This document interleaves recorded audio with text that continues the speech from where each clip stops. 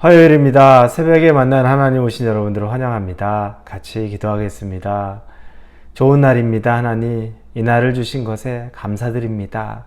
늘 입에 붙은 것처럼 감사합니다, 감사합니다고 하지만 과연 마음으로부터 정말 감사하다는 고백을 하고 있는지 생각해 봅니다. 우리의 입술과 우리의 마음이 하나님에 대한 감사가 떨어지지 않게 하여 주시옵소서. 늘 하나님에 대해서 입을 열 때마다, 마음으로 고백할 때마다 이거보다 더 감사한 것은 없습니다. 너무너무 감사합니다라는 그 고백이 우리의 삶의 고백 되게 하여 주옵소서. 오늘도 하나님이 허락하신 이 날이 너무너무 좋습니다.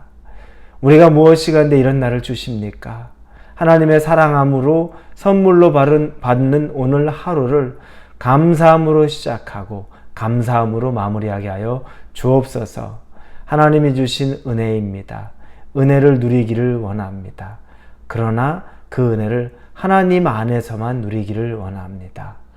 기대합니다. 예수님의 이름으로 기도합니다. 아멘.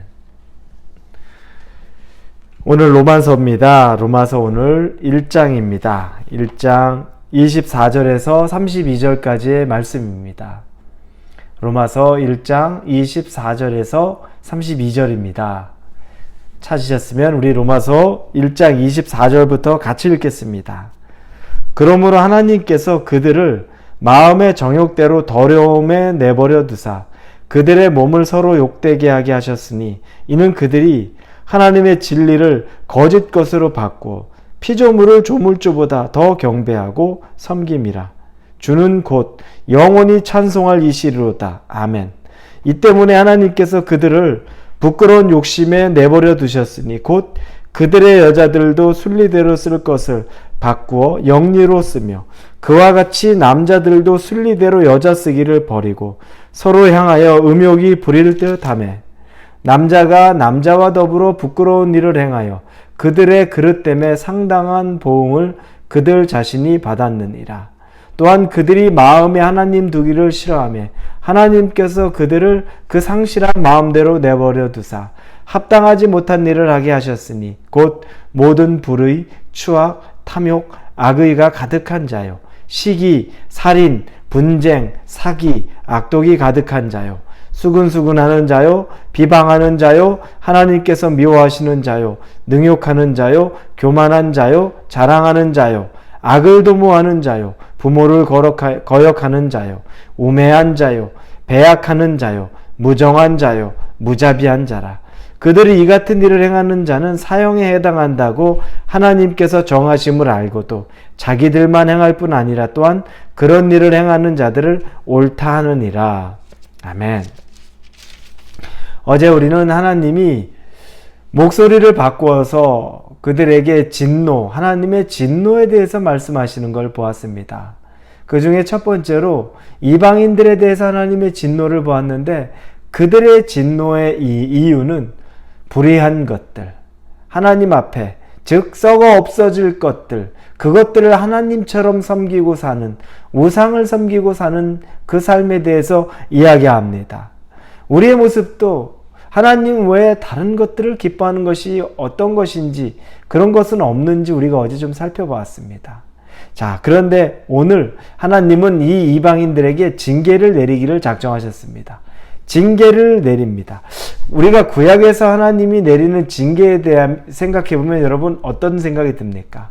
즉시 하나님의 진노가 임하여서 땅이 갈라져서 그 땅의 사람들이 죽고 전염병이 확 돌아서 그 즉시 모두가 다 수천 명, 수만 명이 죽는 일들, 그래서 사람들이 하나님의 존재를 알고 벌벌벌벌 떠는 일들, 그게 우리가 생각하는 하나님의 진노, 하나님의 진노가 일어나는 형식, 방법 이렇게 생각합니다.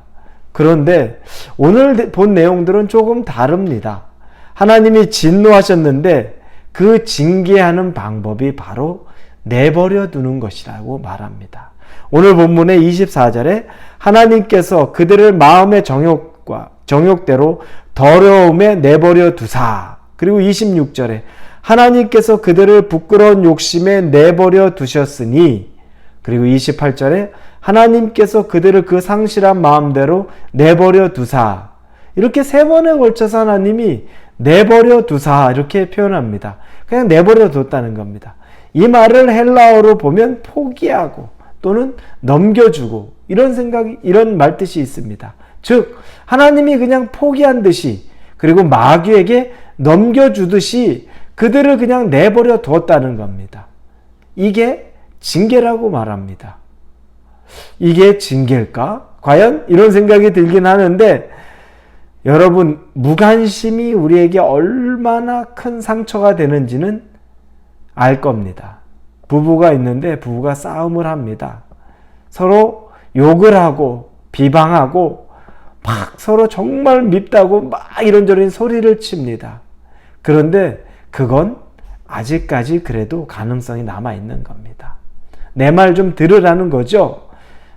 날 좀 이해하라는 거고 당신 자신을 좀 보라는 그 외침인 것입니다. 거기에는 아직도 일말의 희망이 남아 있습니다. 그런데 진짜 부부관계의 위기, 희망이 없어 보이는 건 어떻습니까? 서로 투명인간 취급할 때죠. 자녀가 있으니까 자녀 때문에 살아가야 하기 때문에 같이 집에 있지만 한 번도 눈을 마주치지 않고 대화 안 합니다. 각자의 방을 오고 가지만 자기가 음식 차려서 자기 혼자 먹고 인사도 아무것도 하지 않습니다. 이 무관심, 방치, 이건 더 이상 희망이 없는 것을 말하죠. 교회에서도 교인들이 이리저리 다툴 때는 그래도 저 사람이 저렇게 얘기하나 보다, 이러나 보다. 그런데 마지막에 정말 끝을 보고 할 때는 눈을 안 마주칩니다. 인사를 안 합니다. 그냥 아예 모른 척 합니다. 투명인간 취급합니다. 이게 바로 여러분 가장 마지막 단계의 모습인 거죠. 이걸 보면 교도소에서도 여러분 교도소에서 가장 힘든 일은 뭐냐면 노역, 힘든 노역, 육체로 하는 일이 아니라 독방수감이라고 얘기하더라고요. 육체로 하는 힘든 것들은 그냥 하고 나는데 독방에서 아무도 없는 곳에서 일주일 독방수감 하면 거의 사람이 미친다고 하더라고요. 사람은 관계를 가져야 되는 겁니다. 사람은 공동체성이 있기 때문에 그렇습니다. 왜냐하면 태어날 때부터 하나님의 존재 자체가 공동체성이 있죠. 성부, 성자, 성령, 이 삼위일체 하나님 서로가 서로를 사랑하셨던, 그래서 서로가 협력하고 하나가 되셨던 삼위일체 하나님, 그분을 통해 태어난 우리들은 당연히, 그래서 아담을 낳고도 하나님이 아담 혼자 있는 것이, 독처하는 것이 보기에 좋지 않아서 그의 갈빗대를 취해서 하와 그리고 아내로 맞이하게 했죠. 그건 공동체성이 인간에게 누구나 필요한 겁니다. 그런데 하나님이 징계를 내릴 때 보니까 그를 그대로 내버려 두었다. 가장 치명적인 징계가 되는 겁니다. 그래서 어떤 때 제가 읽었던 책에서 천국과 지옥을 얘기하는데, 우리는 천국과 지옥 하면 천국은 뭐 엄청난 과일도 있고 너무너무 평화롭고 뭐 노래 부르고 잔디밭 있고, 지옥은 성경에서 보면 막 뜨거운 불에서 목말라서 죽고 싶은데도 죽지 못하고 이렇게 형상화되죠. 무서워요. 지옥이 무섭습니다. 그런데 어떤 사람은 천국과 지옥을 이야기하면서 어떤 신학자가 그렇게 얘기해요. 천국은 하나님과 함께 하는 곳이니까 당연히 기쁘죠. 그런데 지옥은 하나님이 쳐다보지 않는 것, 하나님이 눈을 마주치지 않는 것. 그래서 불꽃보다도 더 잔인하게 무서운 형벌이 지옥이라는 거예요. 저는 굉장히 공감이 가더라고요. 그렇지. 하나님이 눈을 마주치지 않는 것, 영원토록 눈을 마주치지 않는 것이라면 그건 진짜 절망이겠구나라는 생각이 듭니다. 하나님이 이 이방인들이 죄 지은 자들에게 내리는 형벌, 징계가 내버려 두사입니다. 여러분 주변에 악인이 형통하는 걸 보고서 왜 하나님이 저 사람을 치지 않지? 왜 하나님이 저 사람에게 형벌을 내리지 않지? 어떻게 저런 사람들은 90살, 100살까지 장수하고 살고 하나님 열심히 믿는 사람은 단명하고, 저렇게 나쁜 방법으로 사는 사람들은 부를 저렇게 축적하고, 하나님의 방법대로 사는 사람들은 정말 빈곤하게 살고 손해보고 악인이 형통이죠. 그걸 여러분 부러워하지도 마십시오. 오히려 하나님이 징계를 내리고 있는 것일 수 있습니다. 왜 징계를 내리고 있냐고 생각합니까? 내버려 두고 있는 거죠. 그가 악한 일을 함에도 불구하고 하나님이 그냥 내버려 두는 겁니다. 그래서 악한 열매가 그냥 맺혀지도록 두는 거죠. 이것처럼 여러분 불쌍한 것이 어디 있습니까? 우리가 징계를 받는 것, 혼나는 것은 소망이 있는 겁니다. 하나님이 나를 버리지 않았다는 증거입니다. 어려움과 고통과 책망과 하나님으로부터 오는 괴로움이 있다면 여러분 그건 아직 하나님이 우리를 버린 것이 아닙니다. 감사해야 될 것이고 내가 하나님 앞에 다시 돌아갈 수 있는 기회도 있는 겁니다. 그런데 내가 아무리 악한 일을 해도 하나님이 아무런 징계도 없고 아무런 감흥이 없다. 그럼 이게 진짜 무서운 하나님의 징계 아니겠습니까?